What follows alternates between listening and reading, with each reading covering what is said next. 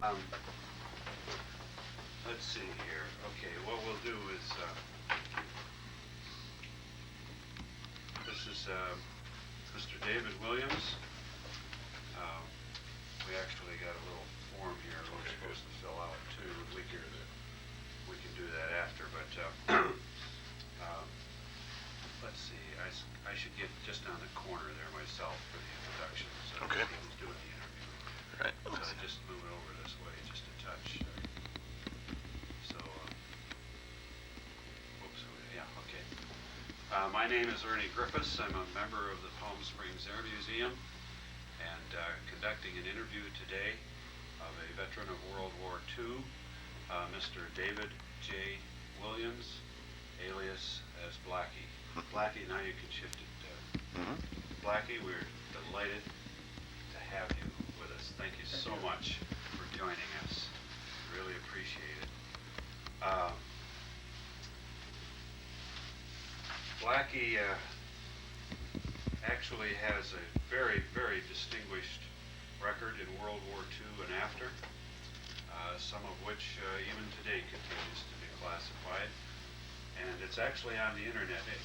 I pulled this page off the internet of all of his achievements. Well, it's this, of all of his achievements. What is the site that, do you remember what the website is? That the Canadian Air Force has? RCAF. RCAF. Right. The RCAF website. Look up honors and awards. Honors and awards. And then scroll down through the names. So he has a very distinguished record, some of which to this day continues to be classified. So thank you for joining us. Can you tell us a little bit, Blackie, about where you were born and you grew up, and something a little about your family and how you happened to come into the war effort? Right. I was born in Vancouver, British Columbia in Canada on the 6th of January 1919. And I grew up and went through high school in Vancouver. My father was a captain on the Merchant Marine, and so obviously I aimed towards the Merchant Marine part of my life. And in when I was 16, I went to sea and worked there from 1936 to 1939. And then transferred to the Royal Canadian Air Force. I had difficulty getting out of Merchant Marine because they wouldn't allow you into the other services. But I was able to get in, and I actually was going to take over the crash boats on the west coast of Vancouver Island because I knew the waterways very well. But I'd been associated with the BC Pilotage Association, and on my application they wrote pilotage, and of course the Air Force, a pilot's a pilot. So piloting boats was good enough for the Air Force. So I ended up as an airplane pilot. That's interesting. And I went overseas in 1940. And then I went to the operational training unit on Hamdens, and they decided to make a bomber pilot out of me. Now the Hamlin. So Hamden, Happy Page Hamden. It was a twin-engine bomber that carried. We have a picture here of this airplane. Let's see if we can get it up here. There it goes. This was the airplane then that you trained in and actually flew On operations, yeah. I did carry out in the early part of the war. Right. And this was a bomber? It was a twin-engine bomber with a crew of 4. But it was a single-seater, that is, there was no co-pilot. Just a pilot? Just a pilot, yeah. And a navigator in the nose, and a wireless op in the back end, and a dustbin gunner in the bottom. So that was the 4 of you. Now you brought with you your logbook here. And my goodness, that's impressive. Well, but this is one of about 5, so. This is one of 5 logbooks. So every mission you flew, you had to log. Right. In your book then. That's correct. Where were you stationed then in England? In England, I was originally stationed in Syerston, which is just outside of Nottingham, and we did our main maintenance there, but we actually flew our operations off a place called Balderton, which was about 30 miles away, because it was a grass field, and we used to operate this aircraft off grass fields. It didn't take the runways too well because it had an inherent fin stall, and so therefore if you got going down a runway and it was a cross runway, it didn't react very well. So it was much easier to take it off and land it on grass. Oh, interesting.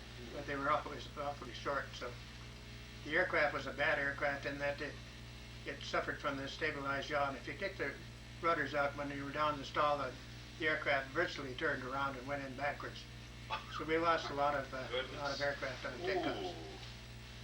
But other than that, it was a good aircraft to me. I got away with murder with it.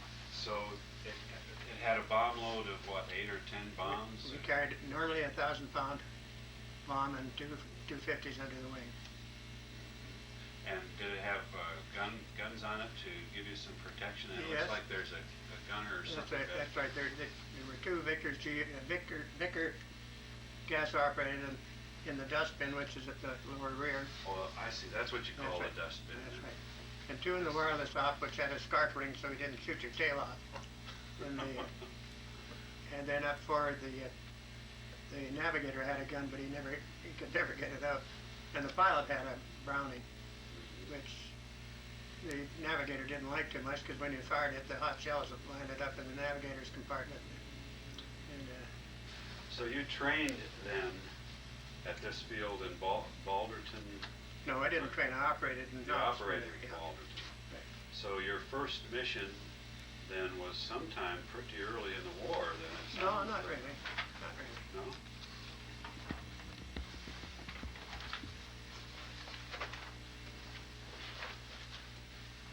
So this is from your logbook then? Yeah. It was in April '42. April of '42? Yes, it was the first ops. Was the first operation, actual bomber operation. Right. And, does your logbook say where the mission Yes, it does. went to? It was Rennes, R-E-N-N-E-S in France. R-E-N-N-E-S in France, That's Rennes, right. France. So you were bombing the German troops Right. in France then at that time. And the second one on the 28th was that we went gardening off the Terschelling Islands. We dropped sea mines as well as land mines. You And call they were really bad ones because you had to go down to 100 feet to drop them. You call it gardening? Gardening, we call that, yeah. I was sowing the mines was gardening and Right. putting the seeds in the ground. Right. Okay. So you had to get down very low then. Right. So, Well, what do you want to just go over some of the no, that's targets? okay. Let's go on. So you were in the Hamlin then for roughly how long, and then you transferred to other aircraft? Yes. When I finished my tour in Hamlin's in July.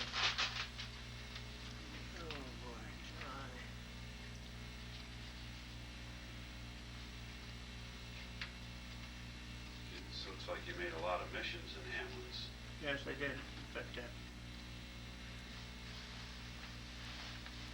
I finished in the squadron in September of '42.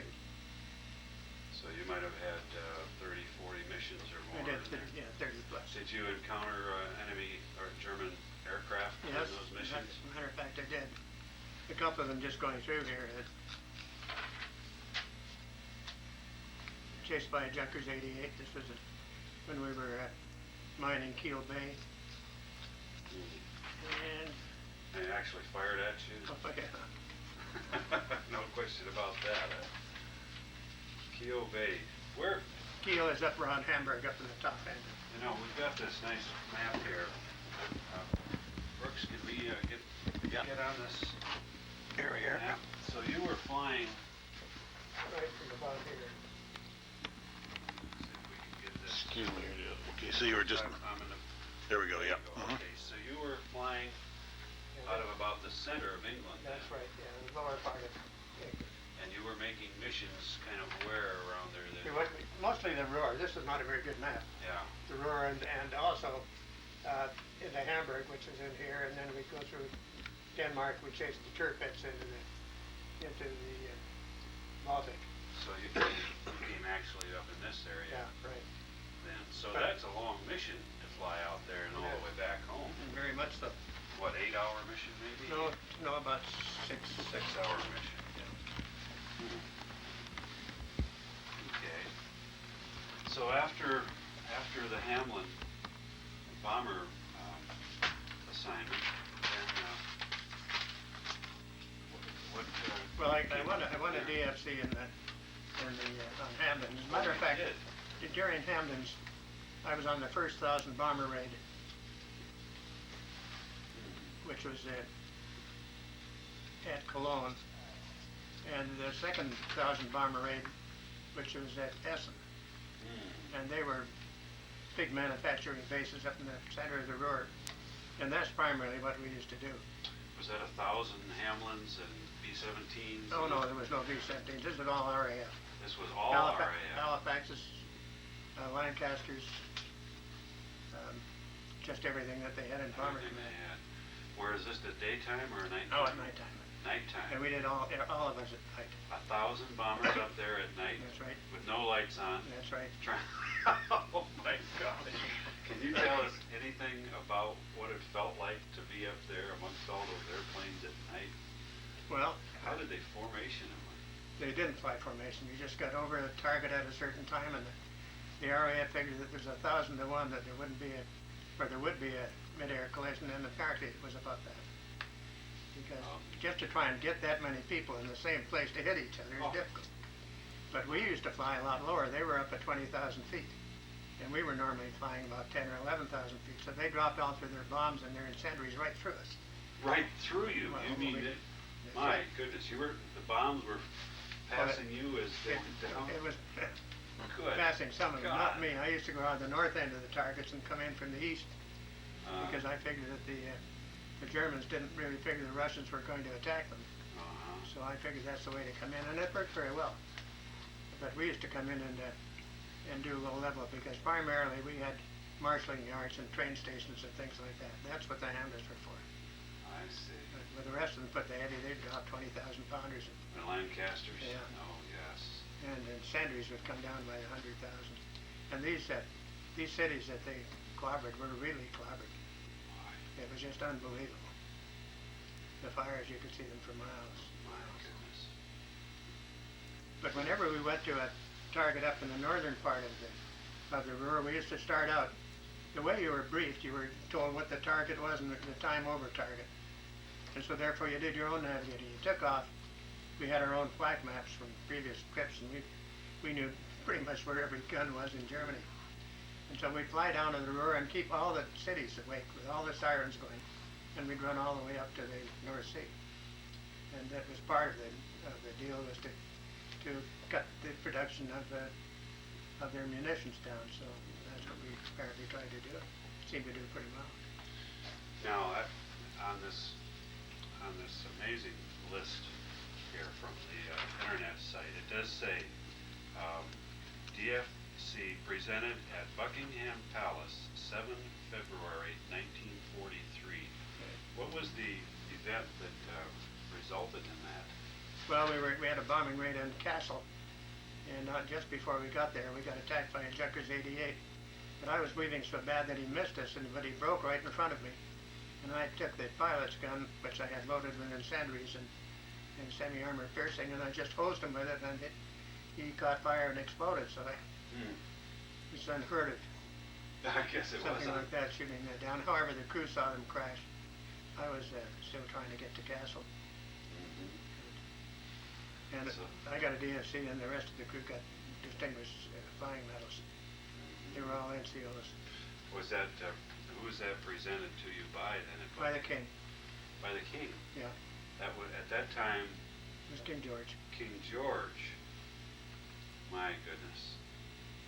That must have been an impressive event. It was. I had met him once or twice before. Oh, you had? Yeah, he used to come out and visit the squadrons. And, was the Queen there too then?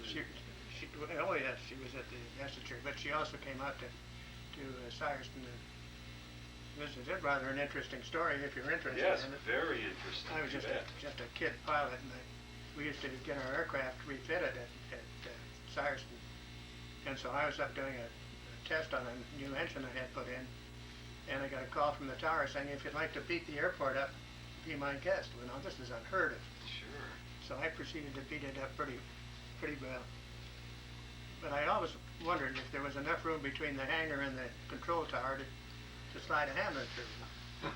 Beat it up, meaning That's right. you could just do all kinds of maneuvers. Anything you wanted to. Add anything you wanted to. Anyway, I pulled through and I went through, but I forgot that there was a windsock on top of the hangar and the wire from the windsock to the... So I knocked the windsock down. So I got word from the tower to land, so I landed and I saw the cars coming out onto the airstrip and I thought, wow, I'm in real trouble. I was just a kid. Anyway, I slid out the starboard side of the Hamlin. You normally got out on this side, on the port side. And I slid down and I looked and I saw a bunch of legs on the other side, and this man put his head under the tail of the Hamlin and looked up and it was the king. Oh, for goodness sakes. I wasn't even really dressed in uniform. I was just wearing a pair of slacks and a white shirt.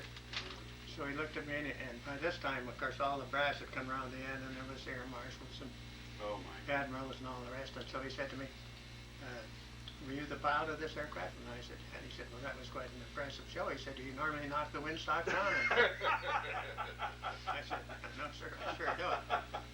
So he looked at me and said, are you an officer? And so I said, well, I was. I didn't figure it was going to last too long. So anyway, when it was over, we were walking back towards the mess, and he sort of expected me to fall in with him. So I stood alongside him, and we carried on a conversation. I asked him how his wife was, and he said fine. I asked him how their children were, and he said fine. And when we got to the mess, the station commander, the king has to stop at the entrance to the mess and ask for permission to enter the anteroom. I see. And so I said, well, my quarters were down the other way, so I said, well, I'll see you in the anteroom later. So Gus yelled out when I was going down, Williams said, first of all, when you talk to His Majesty, you call him Your Majesty. And I said, and when you refer to the Queen, you say, and Her Majesty, not how's your wife. Wife and kids. That's right. And you refer to the princesses That's beautiful. as princesses, not your children. And furthermore, you don't tell the King of England you're going to meet him in the anteroom later. So I got 2 weeks of duty after that. So I say I had met him before. Story. Well, so much for Hamlin's. After that was it was one of the first operational men taken from the squadron and put into overseas headquarters in London. And I stayed there for about 6 months. I went home for an R&R and spent a month in Canada, and then flew a B-25 back from Montreal to across the North Atlantic to Reykjavik and into Prestwick. And then I went into night fighters. Actually, I started out, I went on to mosquitoes. We were going to start doing intruders. Yeah. But at that time, the 190s were out, and the mosquitoes that we were flying just weren't fast enough. So you actually flew the mosquito? I flew the mosquito. Let's just to see if we can get a shot of what the mosquito looked like here. Okay. Yeah. Beautiful airplane. Wonderful airplane to fly. Was it very responsive? Oh yeah, very much to you? fast and very maneuverable. Let's see if I can get this. Okay, there we go. Focus in on it a little bit. Yeah, there we go. There we go. So it was a wonderful fighter then, huh? Oh, it sure was. Did you ever get into a Spitfire along the way? Oh yes, I had flown Spitfires and Hurricanes. And But Hurricanes? just because I enjoyed flying, I flew anything that they would let me get near. Well, you would. So you flew practically everything then. Well, I'd flown a lot of the British aircraft. Altogether with the American aircraft after the war, some are pretty close to 100 different types. Mosquito, the Spitfire, The Hurricane. the Hurricane, we've got pictures of all of these, but Well, you can see you can read from the first logbook. There's the different types of aircraft. Oh my goodness. Oh, the Beaufighter. Yeah, I flew a lot in the Beaufighters. You did fly. I saw that mentioned in here. Now let's see if we can get a picture of the Beaufighter, because that's an unusual looking aircraft. Oh, that was a great airplane. You like that one Oh too? boy, it had four cannons and 8 machine guns, and it had packed a lot of power. Did you find yourself engaged in any dog fighting in the Beaufighter? I didn't in the Spitfire? didn't in the Beaufighter. I did in the Mosquito on many occasions. But Well, the battle for Britain, was well over before I got that there. was done before you Yes. got in there. Right. So you flew these fighters then over England, protecting against incoming German aircraft. Precisely, yes. Until later on, until after D-Day, then we started intruding and doing what we called Rangers, which was going out and knocking off trains and What was that called? Rangers. Rangers? Yeah. So you just kind of ranged around Yeah, and you picked your targets and went. took out anything you could. Right. I see in the list here you took out some locomotives and Yeah, vehicles. we were lucky. We caught the division trying to get out of Bordeaux, and there were four of us in just going out looking for trouble. Oh, these were single place aircraft mostly, the Well, fighters? Just one pilot. You had a navigator, a radar operator sat alongside you. So you caught them on their way out of Bordeaux then? Right. So we had quite a section.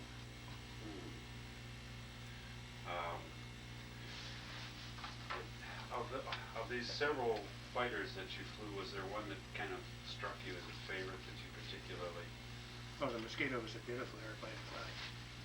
It would fly nearly as well on one engine as it would on two. And as a matter of fact, I proved that. I shot an aircraft down on one engine with a Mosquito. You did. You were flying on one engine. Yeah. And still engaged in Right. combat. Well, the raid was down in the Bay of Biscay, and we were called up, and the weather was so bad in England that they told us if we wanted to go out, we would have to volunteer, and that if the weather wasn't good enough when we returned, that we could bail out, because the Navy was in bad shape. So we went out, and circling the area, I saw two Dornier 217s down about 100 feet above the water, and we went down and I made a pass at one, and they were firing at me, and they hit my starboard engine, but I got him, and he crashed into the sea. And then I pulled left, I feathered the starboard engine, and chased the other one on one engine, and managed to catch him, and I knocked out his starboard engine, and they started bailing out. My So, goodness. So you had two I had kills two on kills one in that. mission, and one of them was with only one engine. Right. And only two of the cannons jammed up to. Astonishing stories, just astonishing. No wonder you have all these honors and awards. That is amazing. So you flew fighters then from probably sometime in 44? Until the middle of 44 when I finished my second tour, and I was sent back to Canada to take over the B-24 operational training unit at Abbotsford in British Columbia, which is kind of fun, go from fighters to bombers. From fighters to a 4-engine B-24. Yeah, right, So you flew that too, yes. and the B-25. No, yes, 425. That was a nice little Did you airplane. ever- Noisy, but nice. Ever get into a B-17? But being in one, I never flew it. But you didn't get into flying. B-24s, boy, that was a huge airplane. Tell us a little bit about the training experience then. The war is still going on, so you're training Canadian pilots? Mostly RAF pilots. They were sending them out to the Far East to fight the Japanese. And so they would come from England, and we would train them. And then actually we were going to start a squadron, but the war ended before we got a chance.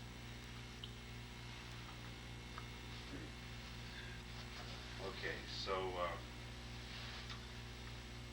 So that was the end of the war. okay. And at that time I was reduced in rank to squadron leader, which is major, and sent back to maintenance command headquarters in Ottawa.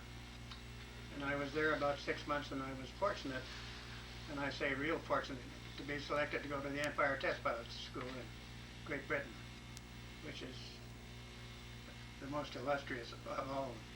Matter of fact, they trained an awful lot of American pilots, both Navy and Air Force. They were, like Edwards and Patuxent. And it was a rough course, but if you graduated from it, well, you were accredited as a test pilot. The jets were starting to come in. Yes, we were flying Meteors and Vampires. So we started flying them in 1944.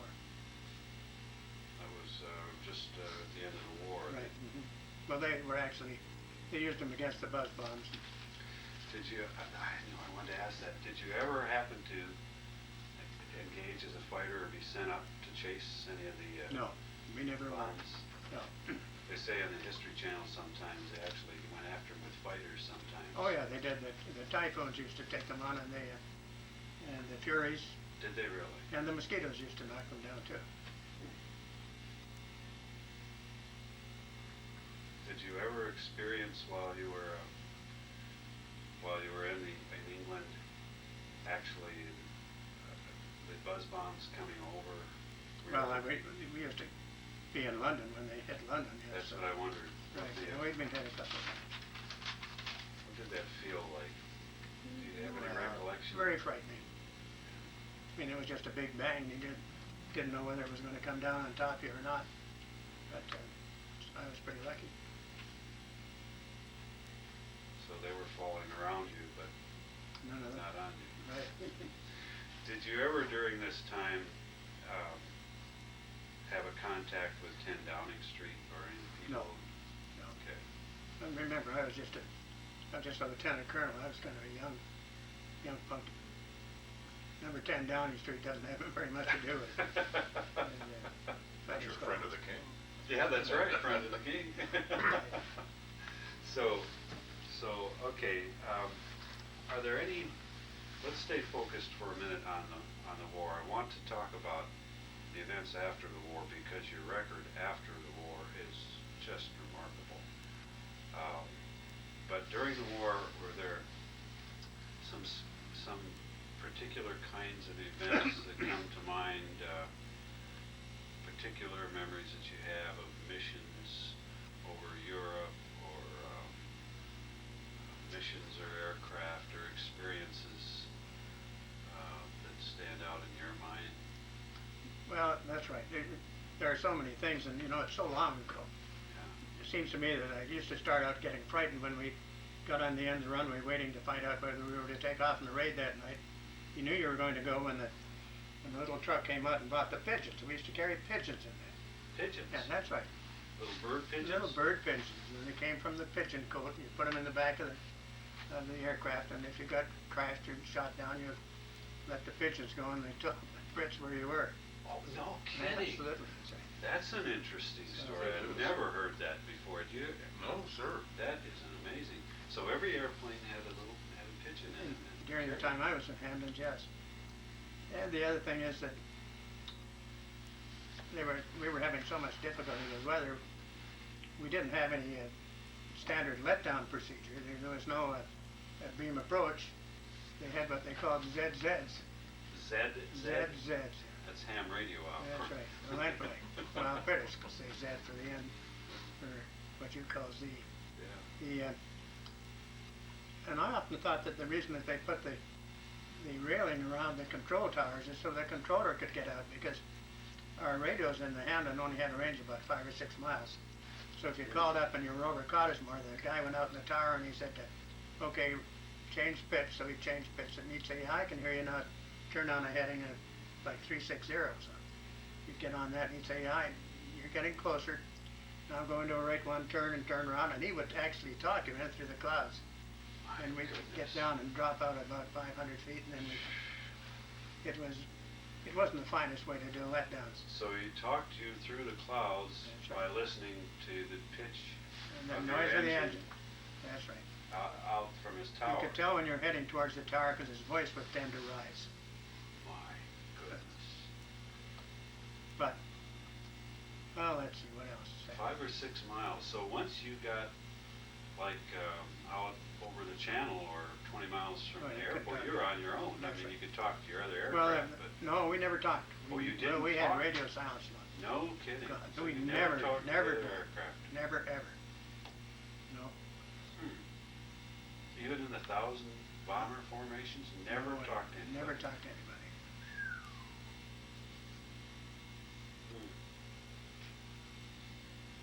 Yeah, it was known for the fog over there, so. Oh, yeah, so we used to go, we did a trial at Manson, which was a base towards the southeast coast.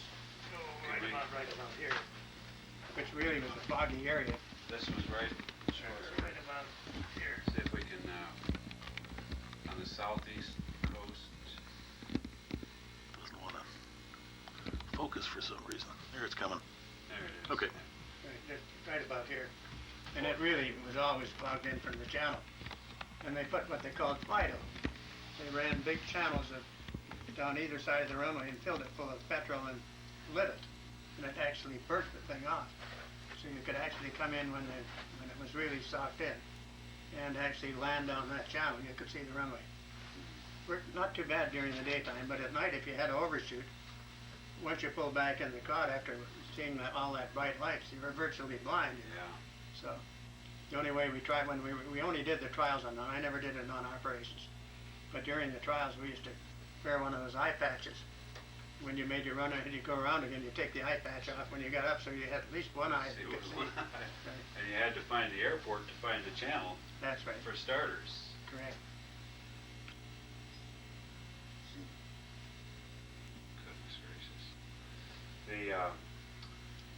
So you were on several bombing missions then that actually went into Germany. Oh yeah, that's right. Now they say that the RAF went in at night and the Americans went in the day. Was that what was actually going on? Were you stationed at the same airfields? No, we were always, the Americans had their own airfields. So, We had very little to do with them. We'd find them in the channel occasionally, coming running fighters and direct the search and rescue onto them. And they were a good group, but we were doing an entirely different type of operation. other than the time that you met the two Dorniers and one took out your engine, did you sustain damage from other aircraft on any of your No. airplanes? That was the only time. That's right. So I shot two aircraft down over Plymouth about a month before. And but I got hit by flak, but that was by the British flak. I got into where I shouldn't be. So The other two, those two aircraft were Dorniers. and also Dorniers. Yes. Now Dornier was a kind of a bomber, was it? It was a bomber, yes. Yeah. Little twin engine bomber.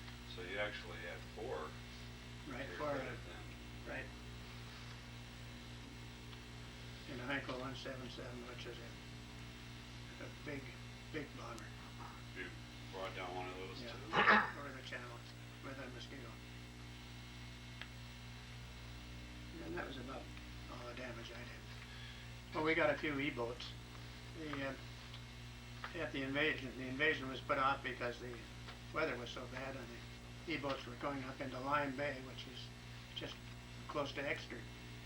And we could see them with our radar and the Mosquitoes. We had good radar on the Mosquitoes, so the Navy asked us if we could possibly help them. They were too fast for the British MTBs, motor torpedo bombers or craft, and the destroyers. You couldn't go fast enough.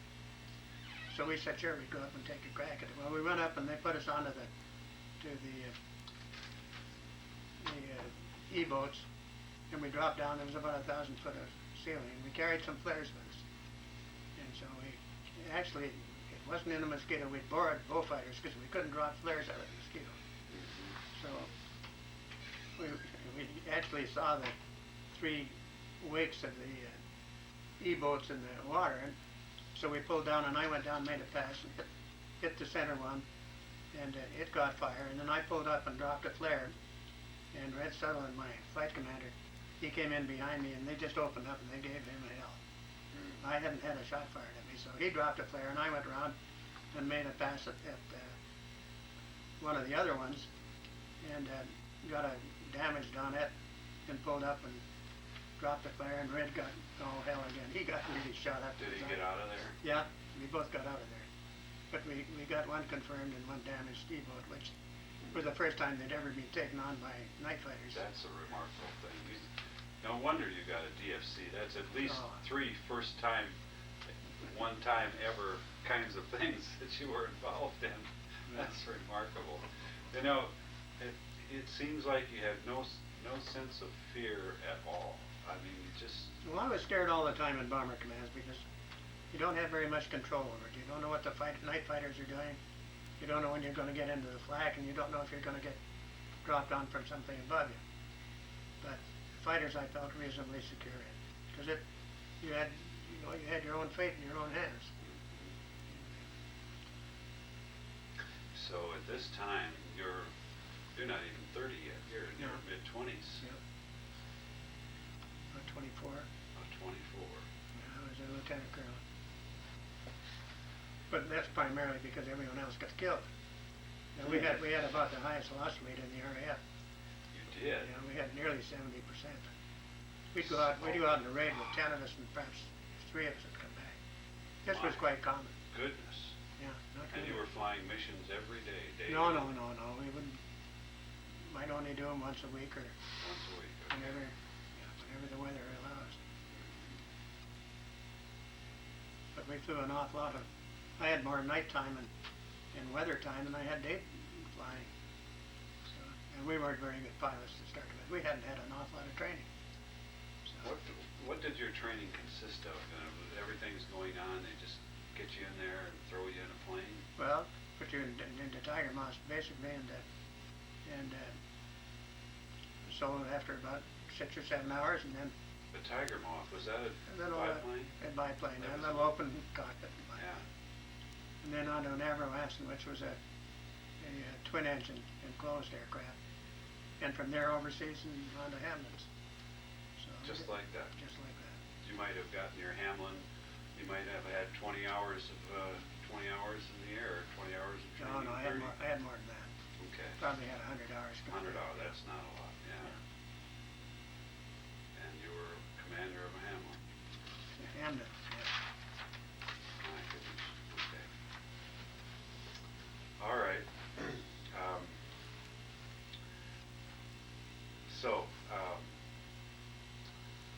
The war's ended and you've gone back and you're training on B-24s. You didn't go into the Far East yourself, No, I did you at all? No.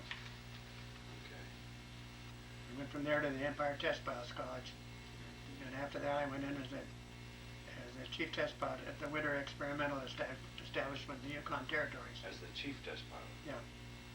And we had many aircraft there, various types, all the way from mostly British, the Lincoln and Lancastrians, but we also had the jets. We had the Meteors and the Vampires, and of course the Sea Hornet. In my particular project, I was also the engineer for the Sea Hornet, which was a single-engine Mosquito, which is one of the fastest twin-engine aircraft ever built. Sea Hornet. Sea Hornet.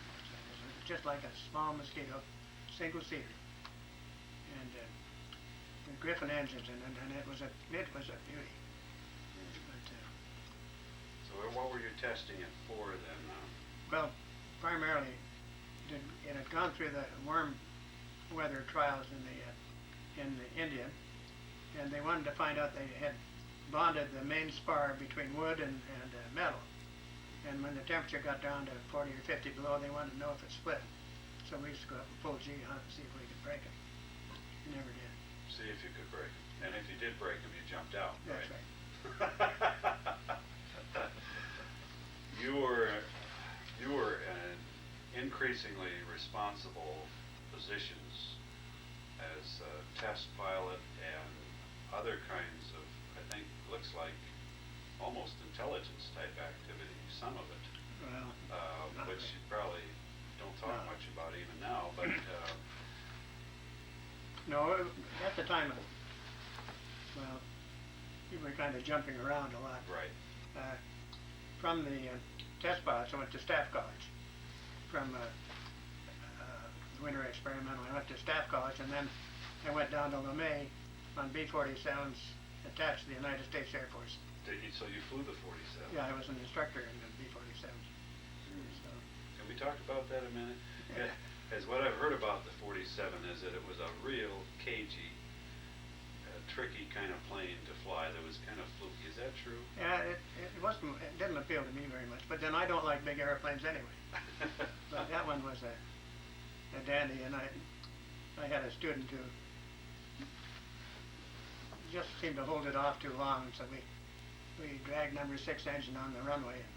And LeMay didn't think too highly of that, so I was moved out of training and up into LeMay's headquarters as operations officer on the B-47. Ah, So, you knew LeMay personally then? I'd Yes. love to hear a couple stories about General LeMay. He you looked won't. like a pretty tough customer. I won't. He was. Okay, enough of that. So from there, from SAC, I went back to headquarters in Ottawa as the director of fighter operations. And during that time, we were running the DEW line, the distant early warning line. We had night fighter OTUs, jet day fighter OTUs, OTUs. operational training units. And so I stayed there for 4 years. My wife died when I was in Ottawa.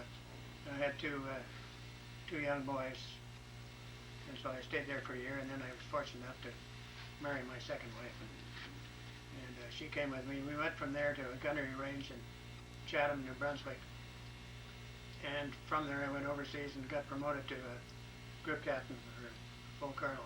Overseas. Overseas was to number 1 fighter wing Marville in France, in I see. with NATO. With NATO. NATO, yeah. This was in the 50s then? Yes. Now we're approaching the 50s. Yep. So we got Cold War activity going on. Very much so. Yeah, we did the Iron Curtain patrol for both day and night. So, but the Sabre we had the F-86 Sabre, which we put British engines in. We put what the hell was it? The Tyne, I think it was, which was considerably bigger than the J-47s that the USAF had in theirs. So it turned out to be a very good aircraft.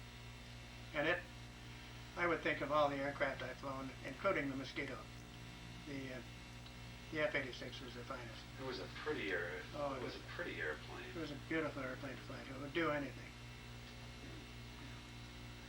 So you were flying, you were commanding a unit then that was flying the Iron Curtain. Right. Yeah, I had 4 squadrons. 4 squadrons. And how many in a squadron? 25 aircraft. 100 aircraft. Yeah. What were they looking for when they were flying that Iron Curtain? Just anyone trying to get out from Russia was just to keep them from attacking. So we had good radar there. So there was nothing that could come out of Russia that wouldn't have been picked up. Were you involved in the relief of Berlin at all? No. In any of that activity?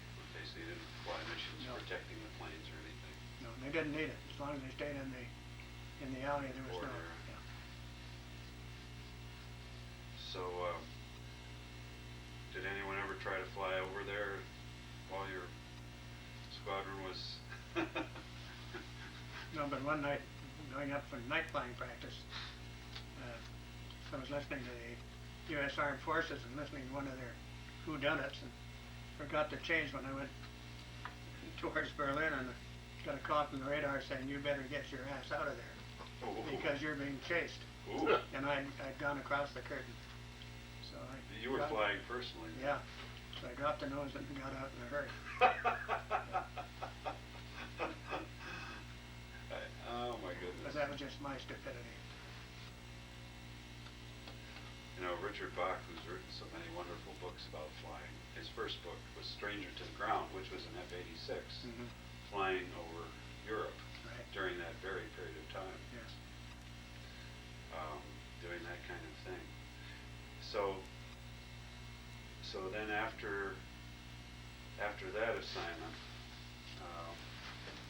you went from there to, let's see, test pilot school. Did you fly anything bigger in the jets than the 47? Did you ever get the 52 or anything? No. Kind of thing? No, I never did. So where did you go from there? I was from Marville. I went to RCF Trenton, which was one of the bigger bases in Canada, and there I started Air Transport Command, and we started supporting the United Nations trips all over the world. And at that time, we also got new aircraft. That is, we had the big Britannia that was called the Yukon, which was turboprops, really big aircraft, and they were a very efficient transporter. So we used them pretty much for carrying stuff down to Leopoldville during the Belgium-Congo deal,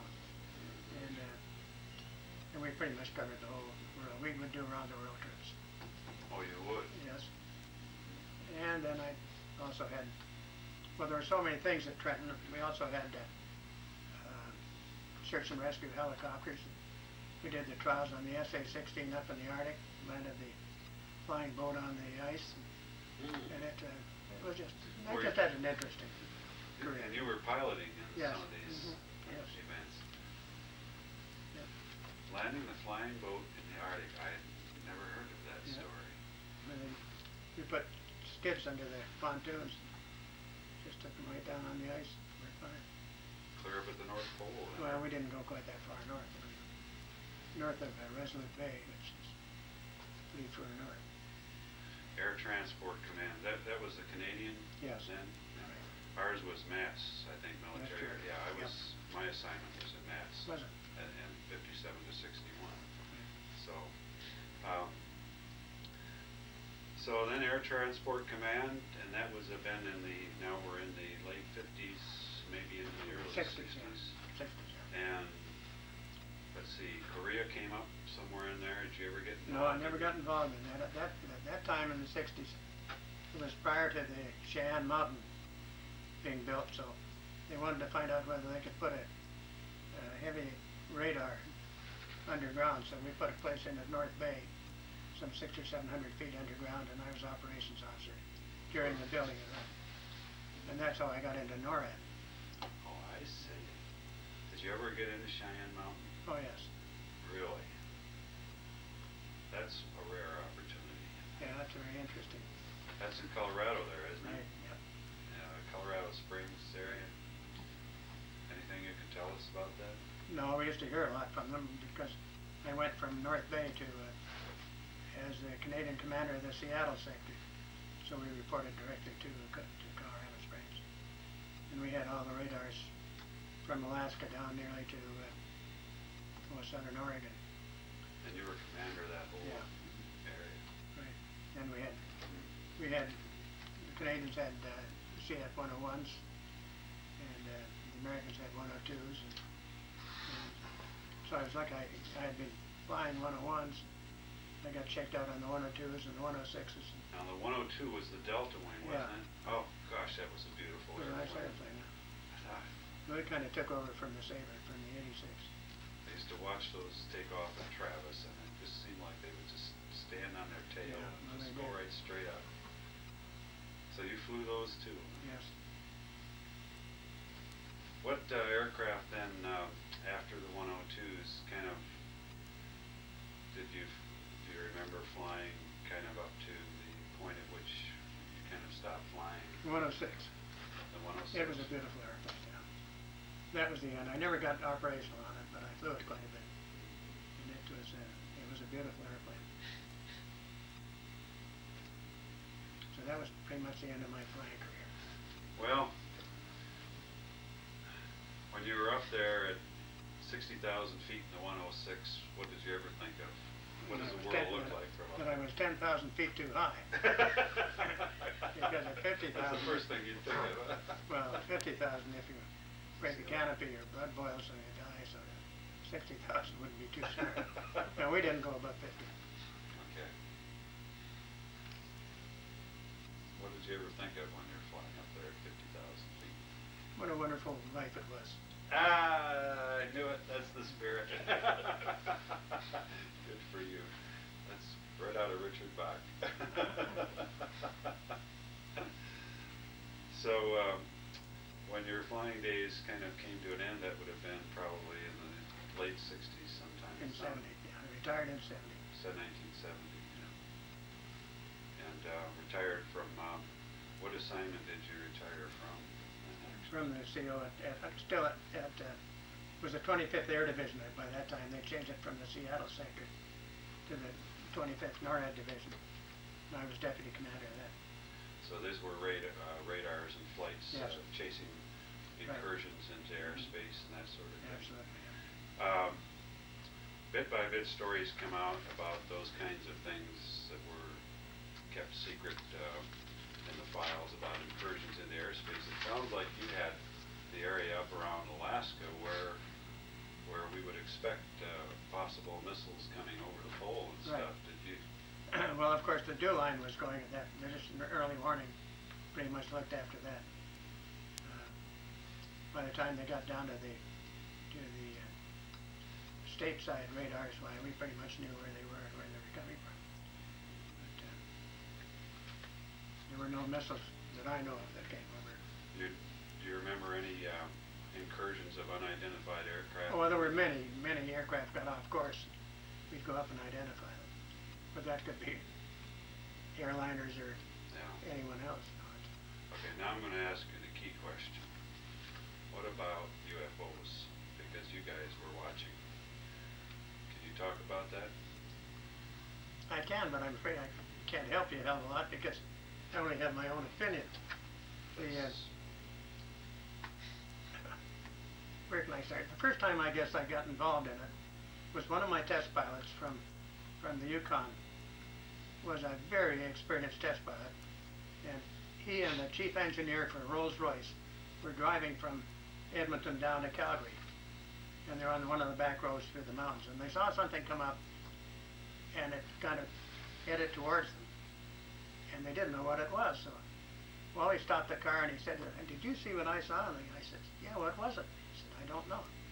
So they kept going, and all of a sudden this thing came over the crest of the hill and aimed right down at them, to the point where they stopped the car and bailed out and got into the ditch. They were truly frightened. Oh, They absolutely. had Now no these are idea what it was. two really experienced engineers. And well, he said when the thing went over and this hair on his back, his head just rose up straight. I said, "Well, how big was it?" He said, "Well, it was about the size of a 4-story house." Come on.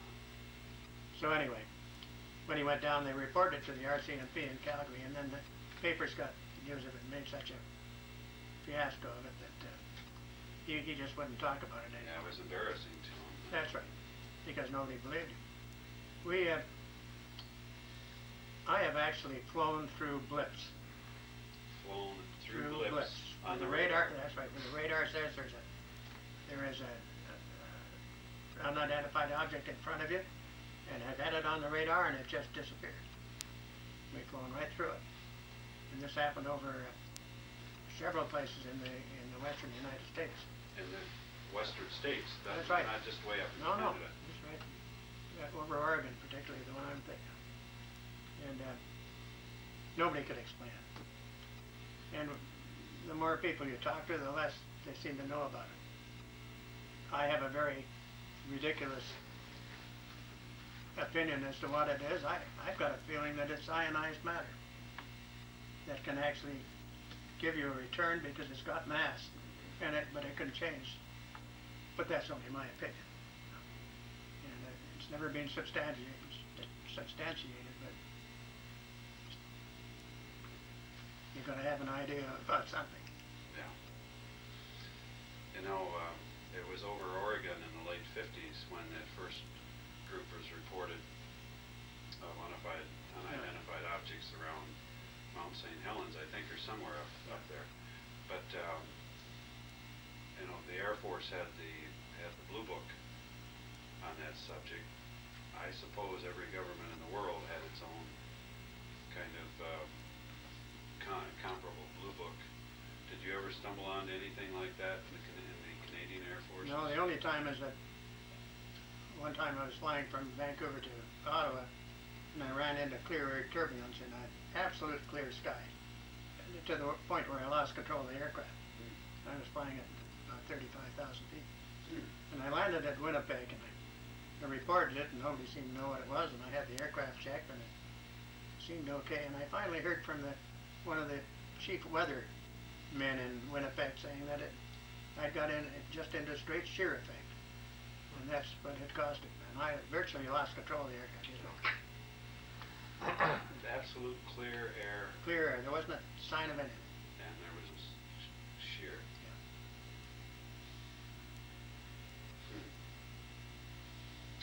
So, okay, I appreciate you telling that story. I really do, you know, because everyone has some kind of experience.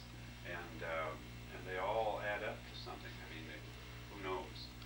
But people are generally leery to mention them because you know You feel like an idiot. it That's right. feels Yeah. you know it's inexplicable. But I mean, you've got responsible, extremely Oh, well yeah. trained individuals involved here, and I'm That's sure right. the same was true with all the men watching radar and seeing things on radar all over the West That's right. Coast and everywhere, and there's no explanation for it here, and it's gone. Right. Did you ever send any fighters to chase Oh anything yeah, like absolutely. We can run them right through the radar, but particularly over Portland. Is that? Portland had 102s at the time. And they never saw anything. They went right through it. You could see.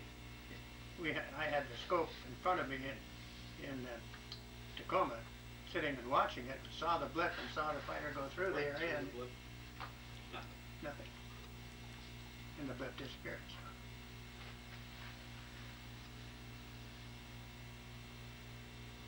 Four-story house, size of a four-story house. That's what. Did they have a recollection if it was flat or? No, they said it split? was changing. Changing. It was actually changing, kind of. I don't know what you would call it. And a flexible, changing shape somehow. Very much so, yeah. And with a light, or No, it wasn't light. It was in daytime. it was in the daytime. And not once, but twice it came in. Yeah. I think I'd have jumped in the ditch too, covered up my head. I probably would have also. That's amazing. Okay. That's a remarkable career. So you retired then in 1970.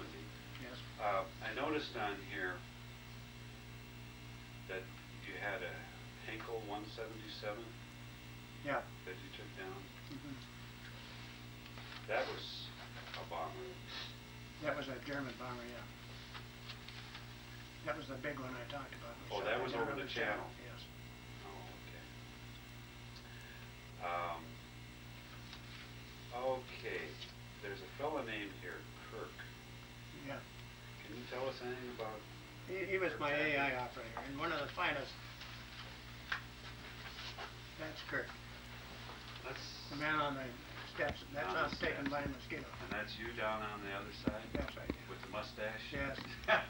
So we can get this. I don't know if we can get this or not, but if we can. That's looking pretty good. We absolutely should try to there.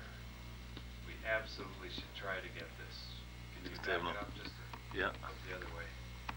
Just having a little bit of a focus issue here. Let me come back in. This is remarkable. Is that helping? No, it's not. It's not visible. It was Just a lot not? better before. Yeah. It just came out of focus somehow. Oh, I see. Okay. We'll take a minute to see if we can get this, because this is a remarkable photograph. Come on. I think you're approaching it the right way now. The other way. Do you have any other photographs that? Not really. Oh, we lost it there. Yeah, I'm having trouble with it. It's just not focusing automatically. Well, there's a copy that you can have. Oh, there's one we can have. Oh, That's great. just taken on. Oh, okay. All right. So, tell us something about Kirk here. Did you fly together for quite some? This was Yes, in most mosquito days, yeah, right? most of the time, bullfighters and mosquitoes. Yeah, he was my navigator, and a very, very good one. So he He's kept making- track of where you were. Absolutely. You know, how did they? When you're going in heavy weather like that, what did they use for navigation? You didn't have any stars. Did you No. have?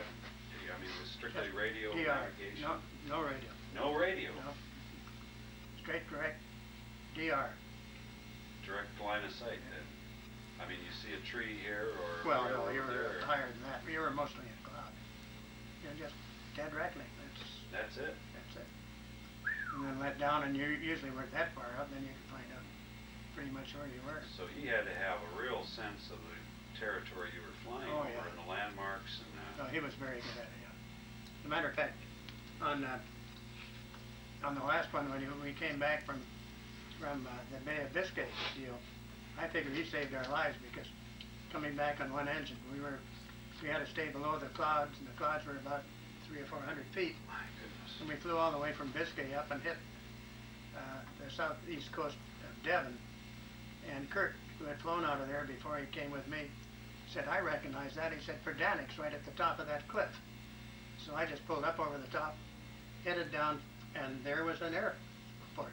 Unfortunately, there was a hangar in front of me, so we had to go around again, which isn't very good on one engine. But we managed to get around again. But it didn't mean that he knew where Perdanic was. We'd have crashed. You'd have crashed. Yeah. Did you ever come in to the White Cliffs of Dover then at on your flights? Came it off, but they were just another landmark. But did you ever come in when the clouds were down at the tower? They were what, No. 200 feet or 300 feet? Yeah. No, I never have. Yeah, do that. So that's Kirk. That's Kirkpatrick. My goodness. Were there any other particular individuals that you flew with in your cruise? I mean, that's remarkable that 7 people on missions where 7 out of 10 didn't make it back week in and week out. I mean, You never got really to know anybody. Yeah. No, you didn't try to either. You didn't really want to, did you? You know, that's kind of like the Memphis Belle story of making it through 25 missions. I mean, it must be quite remarkable, all those missions that you went through, if you took all the men who flew that you came out of there and you didn't end up a prisoner of war somewhere. Yeah, that's Or true. worse. Well, we didn't have too many POWs. Most of them were killed. We didn't attack one time in Paris, in the Gnome and Rome factory, and had to go in low level at night down through the balloons. And we lost our squadron commander that time. Wing Commander Twig, he was killed on that trip. I think there were 4 of us went out and 1 of us came back. So he threw the balloon barrages at night. At night, yeah, down over the Seine and counting bridges. My God. Counting the bridges to get near where the factory was. The factory was right at the edge of the bridge You're the only one that came back.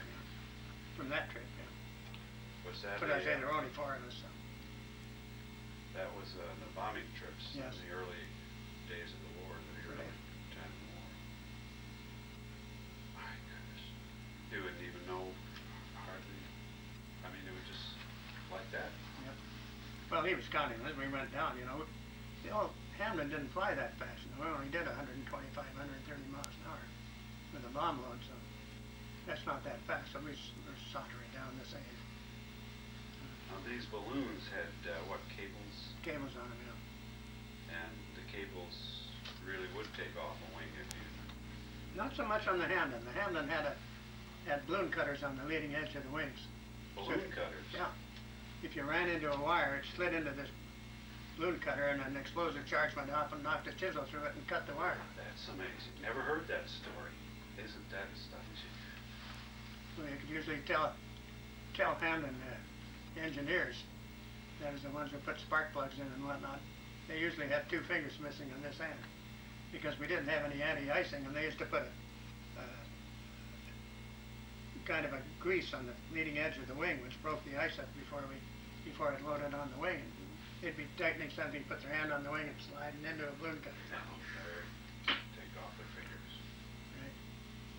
Well, the airmen really were the brave ones in my opinion. They used to put up with a lot from us. I mean, the crews repairing the airplanes. Yeah. But when they decided that the Hamlin wasn't quite fast enough, so they came out with Handley Page came out with a Hereford, which had 2 inline engines in it, which is quite a bit faster than the Hamlin. But the engine just overheats so much that you could rarely get it airborne without an engine being on fire. But it was the first aircraft that I'd run into with a cartridge start. And so you put the cartridge in the top of the engine, see, and then you had a button in the cockpit, and you pushed that, and it exploded the cartridge, and the engine went up at 5,000 RPMs or something. But the trouble, it rarely worked, so the only way you could do it is the airman would get on top of the wing, put the cartridge in, and then hit it with the back of a ball-peen hammer. Good gosh, can you believe this? The the thing is that you can tell how many were afraid of hitting it because there were dings all around where the cartridge was. When he hit the cartridge, it went off and he was blown off the wing.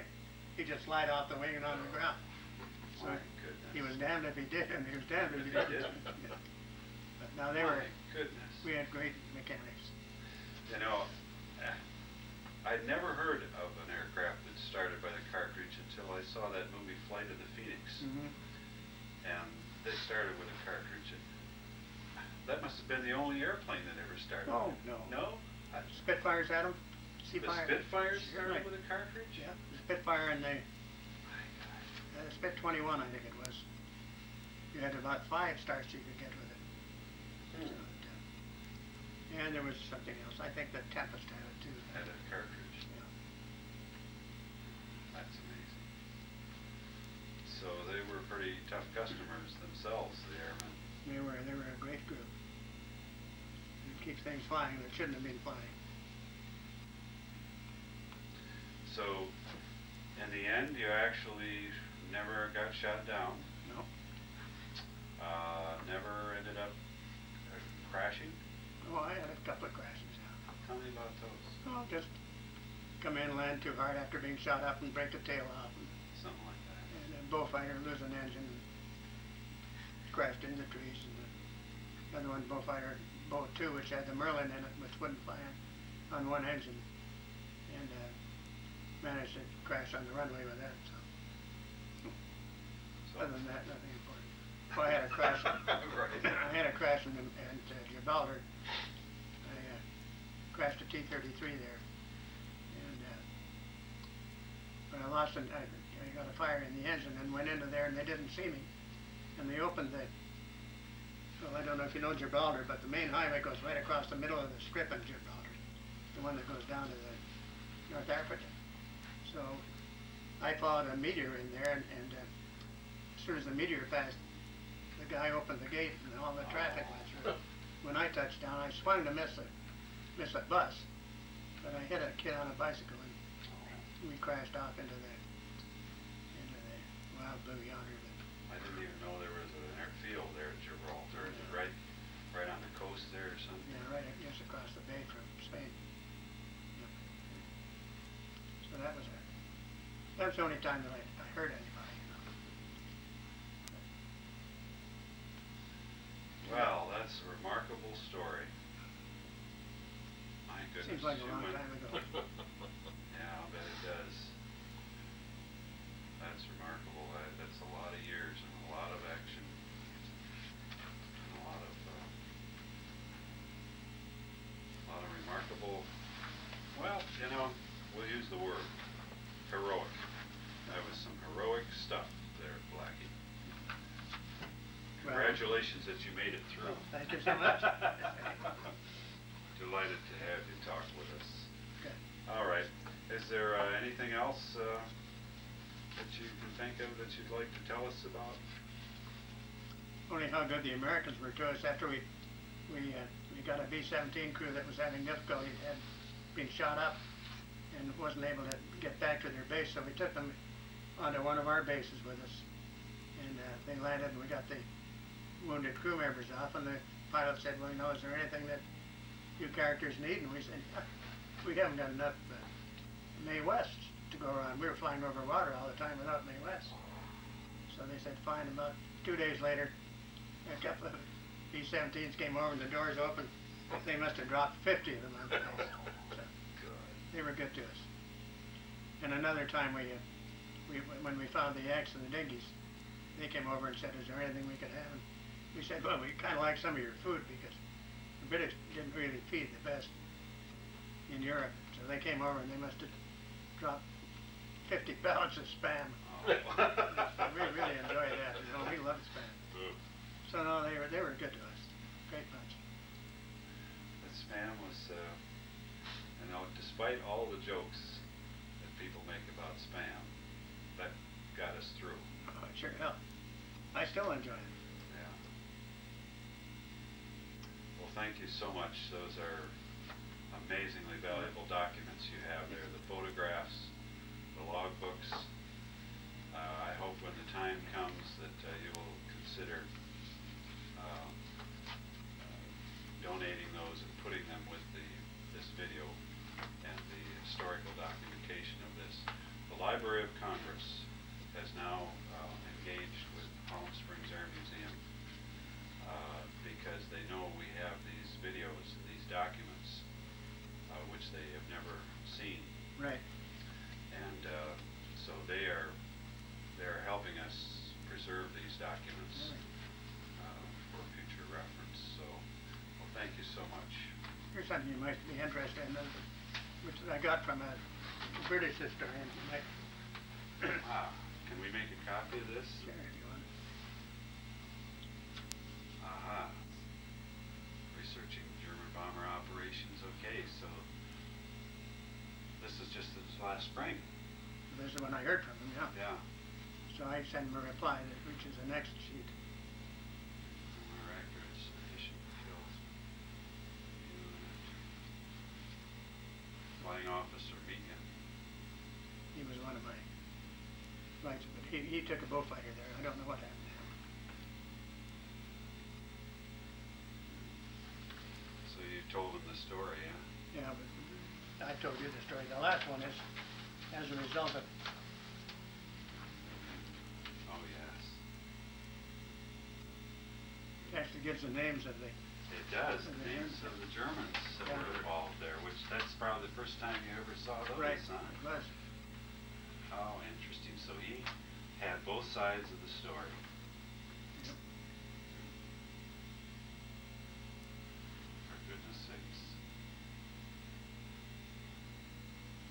That's remarkable. Isn't it? After all those years, you find out who the men were that were in the aircraft that you shot down. Right. Astonishing. Well, thank you. I've enjoyed being here with you gentlemen. Thank you, sir. We'll see you again, no doubt. Good luck to you, Blackie. Thank you. Good luck with your golf game. Cheers. Not much game left. Okay, well, if we can find the button to turn this thing off, I guess we turn it off.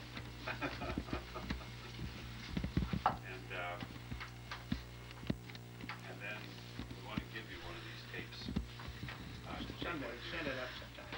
Well, it's actually done right now. Yeah. Yeah. We want you to take it right with you. If we can figure out how to turn it off. Dave showed me, but Well, It's I know not there's doing- a button there somewhere. It's not doing what I want it to. Otherwise, I'll have to go and find Dave. I thought he said there was There's a one of button these on right it. up here. That's Yeah, what I try a thought, couple. but nothing seems to be Nothing turning seems off, to be does doing it? it. All right, let me go and find Dave. Yeah. we're not engineers. No.